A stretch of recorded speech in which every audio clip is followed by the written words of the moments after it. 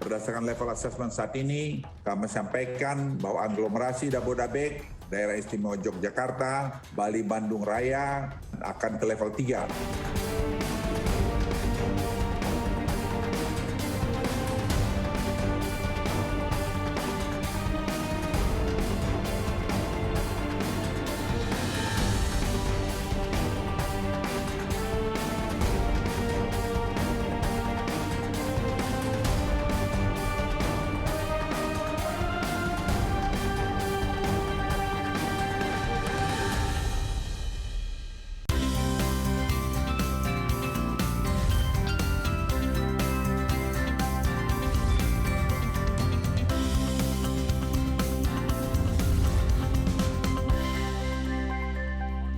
Sekarang gimana bro? Hah? Yang lo rasain apa? Yaudah gini aja, nanti gue kirim makanan sama obat-obatan. Tapi berhubung gue belum gajian, gue kirim doa dulu ya. Bang. Hah? Udah mulai. Oh udah mulai? Udah mulai. Aduh, sorry. Kenapa sih bang, ada apa sih? Panik gue, temen gue banyak yang kena COVID, lagi isoman. Waduh. Mana nih anak kos nih, anak rantau, kasihan banget. Dia aja makan nasi lauknya ngelamun, kasihan El makannya. Yang ngelamun lauknya apa orangnya jadinya? Orangnya. Emang sekarang gimana? Gejalanya ringan apa berat? Katanya sih tadi gejalanya masih ringan, tapi beban hidupnya yang berat. Itu bisa bikin jadi berat tuh gejalanya. Makanya kasihan El pokoknya. Wah, pas sekarang banget tuh lagi dong. bahaya Berarti nih. sekarang lagi isoman nih? Iya. Wah, pas banget sama tema hari ini dong bang. Tema hari ini apa? Tema hari ini penuhi gizi saat isoman. Wah, pas banget tuh. Pas dong. Pas. Nih, sekarang nanti abis ini suruh nonton. Jangan abis ini ya. Sekarang aja suruh nonton tuh. Sekarang aja ya. Sekarang Gua aja suruh telepati aja bang, telepati. Jangan telepon lagi, Oh, udah mulai nggak usah nih. telepon lagi. Nah, sekarang di segmen ini kita kedatangan tamu. Pas Selalu banget. ada pasti lu. Selalu ada. Pasti lu standby dokter kan. Selalu standby Nggak mungkin dokter. pasien. Iya Nah, dong. pasti. Nah, kita ini sekarang sudah terhubung lewat Zoom. Dr. Robert Sinto, dokter spesialis penyakit dalam, konsultan penyakit tropik dan infeksi. Wah, mana Selamat pagi, Dr. Robert. Pagi dokter. Selamat pagi, Wah. selamat pagi Mas. Sehat, dokter? Sehat Mas. Alhamdulillah. Nah, Dr. Robert ini kan temannya Ate nih lagi isoman nih dok. Tapi sebenarnya siapa aja sih yang boleh isoman di rumah dok? Ya, jadi ada lihat dulu beberapa gejalanya ya. Jadi yang pertama dulu yang bisa yang memang gejalanya gejala ringan. Itu yang pertama. Kemudian yang kedua, gejalanya bisa saja ringan, tetapi pasiennya memiliki komorbid atau penyakit-penyakit yang tidak terkontrol.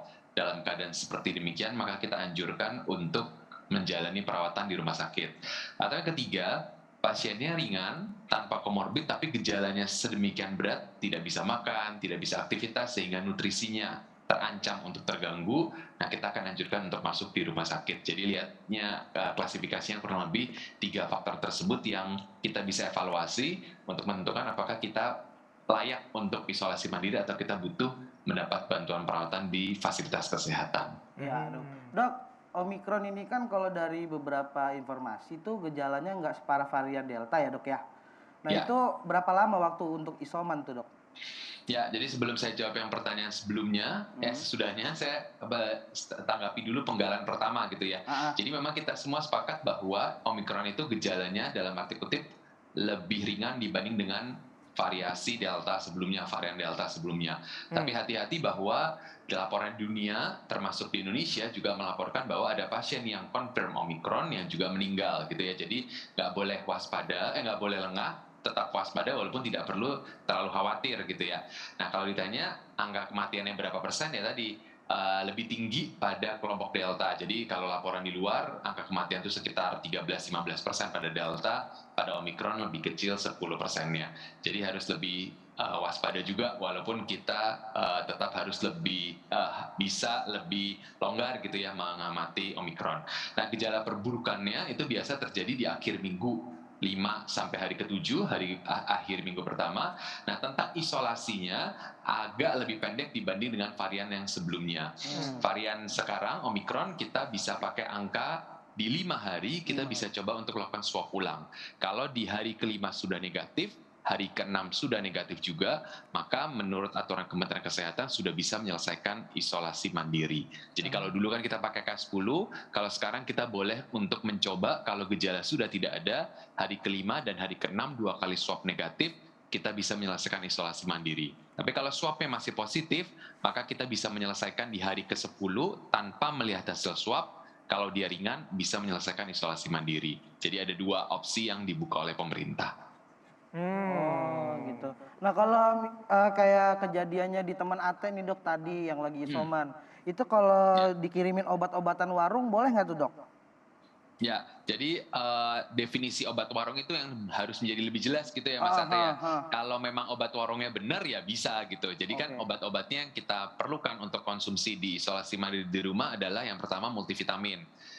Multivitamin kan bisa beli di warung gitu ya. Ya boleh kalau misalnya memang warungnya benar menjual multivitamin yang proper gitu ya. Atau yang kedua obat-obat mengurangi gejala seperti obat demam, paracetamol gitu ya. Nah itu bisa dikonsumsi secara aman. Atau obat batuk pilek. Kalau memang mengeluhkan batuk dan pilek, boleh diberikan di dalam over the counter drug atau obat warung kalau bahasa sehari-harinya. Jadi selama obat warungnya tersebut sesuai untuk mengurangi gejala, kemudian multivitamin, nah itu sesuatu yang masih bisa kita berikan pada teman-teman kita yang menjalani isolasi mandiri. Tapi harus hati-hati adalah misalnya antibiotik, antivirus, nah lebih baik berkonsultasi dengan tenaga medis. Pemerintah juga sudah menyediakan oleh Kementerian Kesehatan layanan telekonsultasi, bisa konsultasi apakah memang yang bersangkutan membutuhkan atau tidak obat-obat tambahan seperti antivirus, antibiotik, kemudian anti radang. Nah itu harus lebih hati-hati kita gunakan. Tapi kalau obat warungnya pengertiannya adalah obat untuk mengurangi gejala dan vitamin, maka monggo silahkan dikonsumsi sesuai dengan indikasi keluhan yang dialami oleh temannya Mas Ate. Nah, Dr. Robert, ini kan banyak ya orang-orang yang melakukan isoman di rumah. Nah, tapi apakah harus bagi seseorang yang sedang melakukan isoman ketika dites positif ini juga harus ngetes jenis varian virus yang ada di dalam tubuhnya, dok? Ya, jadi varian ini pentingnya adalah untuk data nomor 1, varian penting untuk data pemerintah. Jadi pemerintah akan secara reguler melaporkan data di sebaran dunia gitu ya untuk mendapatkan sebaran varian yang ada di Indonesia saat ini gitu misalnya.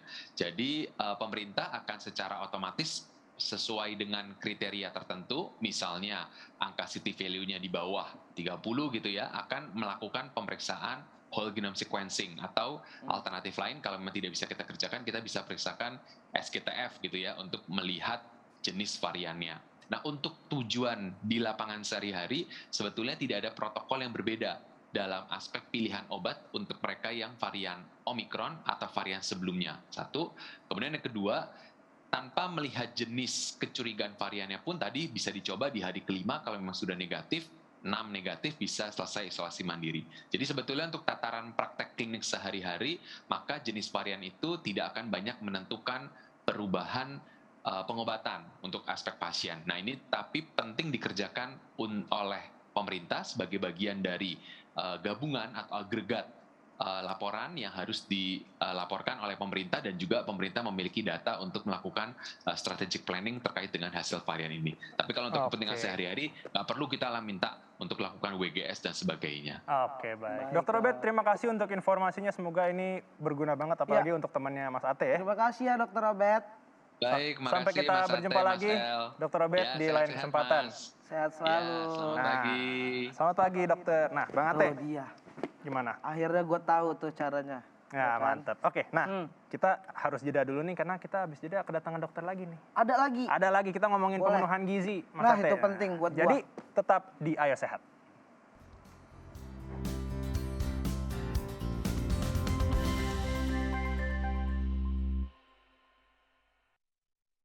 Masih di Ayo Sehat pemirsa, bersama saya Elgin Fridianto dan juga Ate. Di sini kita sudah kedatangan Ate Kece.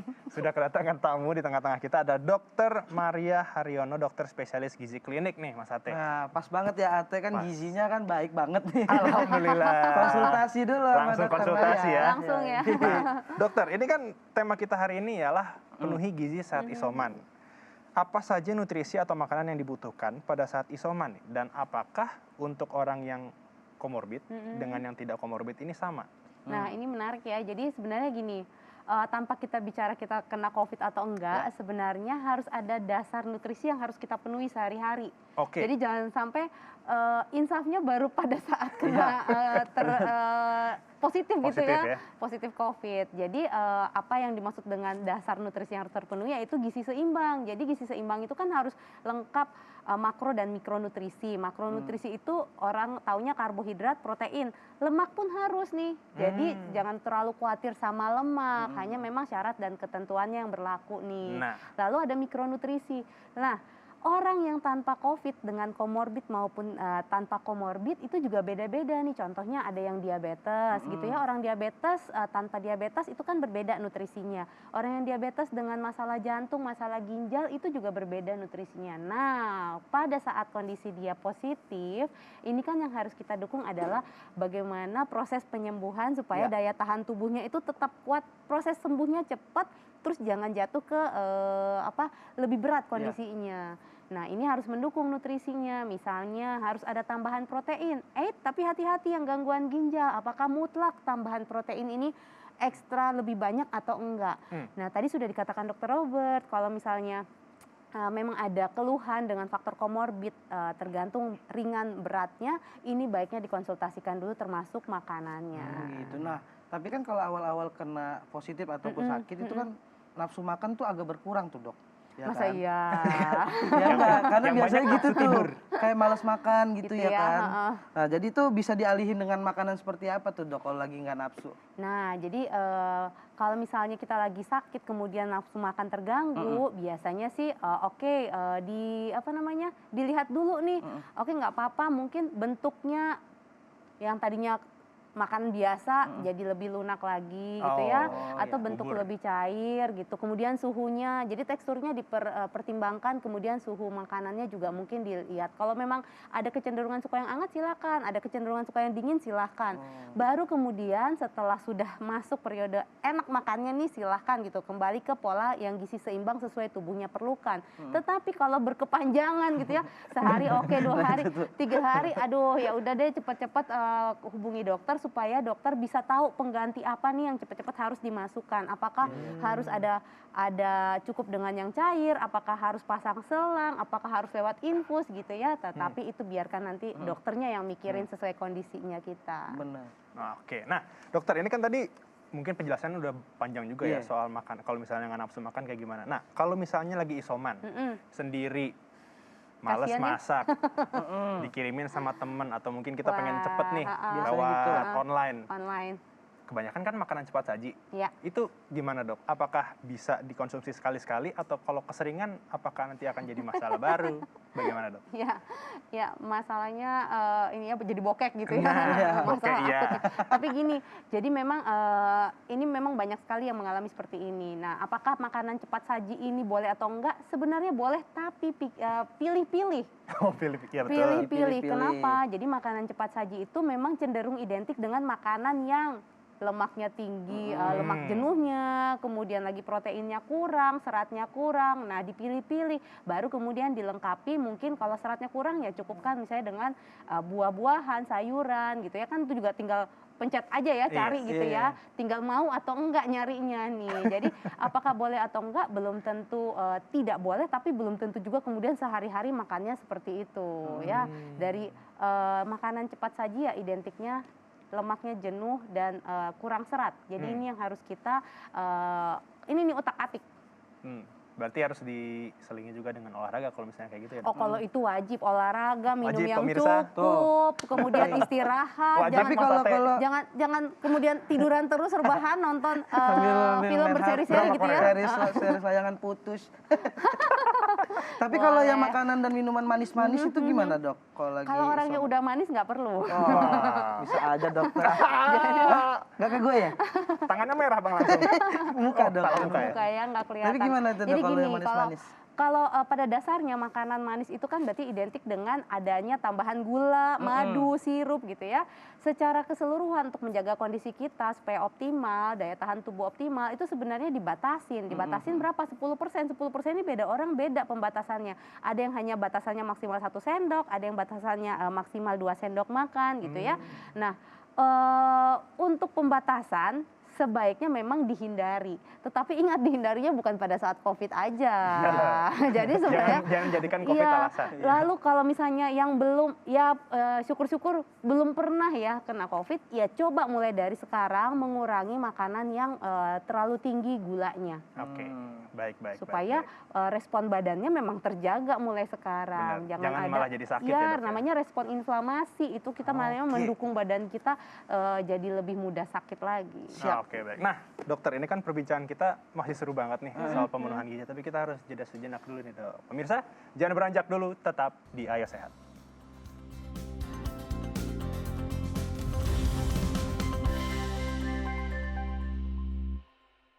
Iya, masih di Ayo Sehat pemirsa, masih bersama Ate, Elgen, dan juga Dokter Maria. Dan selanjutnya Ate ada beberapa pertanyaan Mantap. dari netizen nih dok. Waduh. Jadi netizennya ada yang nanya nih dok, katanya asupan nutrisi bagi ibu hamil yang sedang isoman di rumah itu seperti apa baiknya? Bagus banget. Jadi kalau lagi hamil itu tergantung trimesternya. Kalau misalnya masih trimester awal biasanya nggak terlalu berbeda jumlah asupannya dari sebelum hamil. Lalu trimester kedua, 3 ini lebih besar porsinya. Jangan lupa prinsip gizi seimbangnya. Lalu ibu hamil itu kan biasanya dapat vitamin dari dokter kandungannya ya. Tetap dikonsumsi, juga tetap konsultasikan selama lagi isolasi mandiri.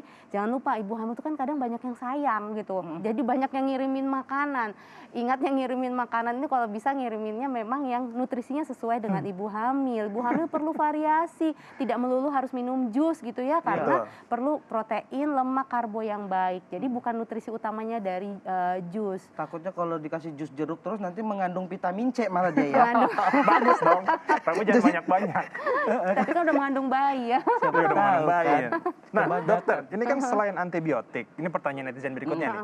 Selain antibiotik, vitamin C, D, dan E, ini kalau kena Omikron nih harus konsumsi apa lagi selain vitamin Selain tersebut? vitamin C dan selain vitamin tersebut. Jadi prinsip badan kita itu tidak pernah mengenal bahwa saya hari ini hanya butuh vitamin C atau vitamin E. Tetapi semua yang namanya vitamin, kemudian mineral, ya trace elemen yang kecil-kecil gitu ya, walaupun kecil tapi penting sekali peranannya untuk mendukung sistem imun kita. Sistem imun kita kalau hanya ada vitamin C dia juga nggak mau gerak. Kalau proteinnya nggak cukup, vitamin yang lainnya nggak cukup, mineralnya nggak cukup, dia juga nggak mau mendukung sistem imun kita. Jadi itu perlunya basic standar makanan yang sehat itu harus ketahui dulu. Baru kemudian yang kurang-kurang nanti biasanya dokter udah tahu, kayaknya kamu kurang makan sumber vitamin C nih, udah minum aja ya sekian, berapa hari, berapa banyak dosisnya, itu juga harus, itu penting. Jadi bukan serta-merta udah kok saya udah dapat vitamin, nah dosisnya gimana nih? Cukup dosisnya nggak tuh? iya ketinggian atau kerendahan malahan. Oke, berarti Gitu. emang harus ya. Ya. Nah, dokter, ini kan apalagi kalau misalnya lagi isoman, itu kan tetap disuruh WFH nih, kadang ya, iya nggak pemirsa? Ini banyak dari mereka yang isoman ini pengen minum kopi kekinian. Kira-kira boleh nggak? Ini salah satu pertanyaan netizen juga nih. Banyak tuh Ya, gitu. Gimana kopi nih? kekiniannya apa dulu nih? Kalau kopi-kopi aja oke. Tetapi kalau misalnya kopinya plus cihuy gitu ya, ada gulanya kebanyakan, Plus cihuy. kental manisnya kebanyakan gitu ya. Jadi ini gula itu bisa gula putih, gula aren, gula batu gitu. Ini yang harus dibatasi. Balik lagi tadi, kondisi badan kita itu tidak perlu-perlu sekali dari gula. Kita perlu karbohidrat yang kompleks gitu ya, yang dari nasi merah atau nasi plus sayur dan buah gitu ya. Tetapi kalau hanya dari gula, ya udah nanti kenyang dari gula, akhirnya nutrisi yang butuh untuk Yang proses lainnya nggak penyembuhan, dimasukin. ya. Nah itu dia. Yes. Nah dokter ada tips singkat nggak untuk pemirsa di rumah yang lagi nonton ataupun yang lagi isoman gitu? Yang lagi isoman ya, baiklah untuk yang lagi nonton dan mungkin saat ini lagi isolasi mandiri, tentunya usahakan tetap konsumsi makanan yang sehat, bergizi seimbang, kemudian bisa pilih-pilih sendiri jenisnya. Menunya sih sesuaikan dengan kondisi kesukaan masing-masing. Lalu jangan lupa jaga kondisi tidur harus cukup, manajemen stres, kemudian usahakan tetap aktif sesuai dengan kondisi. Kalau misalnya perlu latihan nafas, latihanlah nafas di rumah sendiri, kemudian juga latihan fisik ringan tetap dilakukan supaya sistem imunnya, kekebalan tubuhnya, dan juga proses penyembuhannya jadi lebih baik lagi. Jangan lupa Itu konsultasi dia. dokter juga ya, Dok ya. Kalau benar-benar diperlukan. Betul, Ya. konsultasi juga kalau benar-benar diperlukan, kata Dokter Maria. Oke, pemirsa, 30 menit sudah saya, Mas Ate, Dokter Maria, dan juga tadi Dokter Robert sudah menemani Anda di program Ayo Sehat edisi kali ini. Tetap saksikan program Ayo Sehat setiap hari Jumat pukul 10.30 waktu Indonesia bagian Barat hanya di Kompas TV, independen, terpercaya. Jangan lupa follow juga Instagram Ayo Sehat di @ayosehat_kompas_tv dan jangan lupa selalu patuhi protokol kesehatan, lindungi diri, lindungi keluarga, kita pasti bisa. Sampai jumpa. Dah.